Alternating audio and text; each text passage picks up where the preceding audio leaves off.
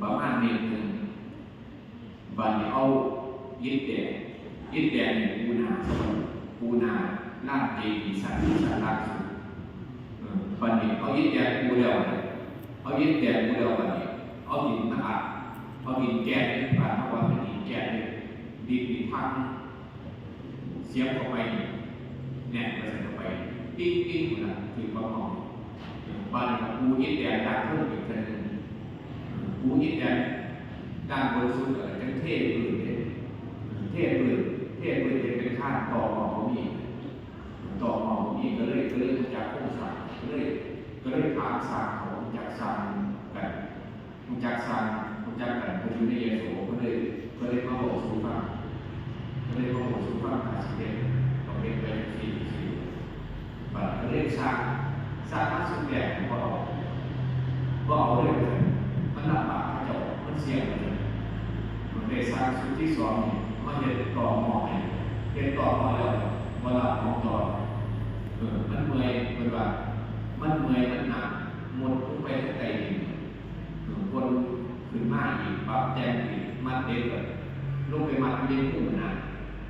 ครับบ้านนี้ก็เลยหลังจากเฮ็ดเสาเข็มแล้วกระลาลื่นดีได้ไหมมาเฮ็ดต่อหม้อนี่กระลาลื่นดีก็เลยมาเฮ็ดข้างก็เลยบอกเรื่องข้างเขาเลยแนะนำว่าใช้เลข12อะไร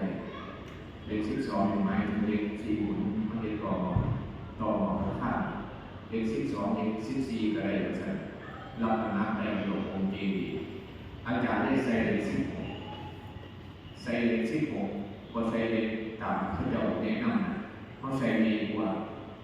เป็นอย่างที่ใส่เมกว่าหลวงปู่บรรท่าเลยผู้บาอาจารย์บรรท่าเลยหลวงปู่มี่หลวงปู่ลี่หลวงปู่สวงเนี่ยเพื่อนสิเฮ็ดเกิดมาตรฐาน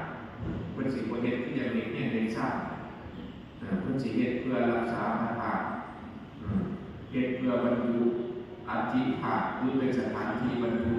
ของสำคัญเพื่อนสิเฮ็ดในหนาขาวว่าพวกเฮ็ดธรรมดาคนก็เลยเอาเลขพิเศษเอาเงินภาษาข้าเจ้าออกไปเพราะเขาบอกเรื่องข้างข้าเจ้าได้รับน้องเขารับน้องอีกเป็นเมตรสร้างเขาสิตีราคาเป็นเมตรเขาสิคิดเลยร่วมค่ามัดค่าอย่างเมตรละ700เมตรละ800ไปคุยกับเขาว่าลงในเท่าไหร่ถ้าสมมติว่าข่อยมาโค้งเด็กเห็นเจ้าเห็นได้ข้างซื่อมันสิมาโค้งเองเขาเรียกว่าเห็นพวกผมขอมาทราบก็เลยว่าได้ยึดองค์เจดี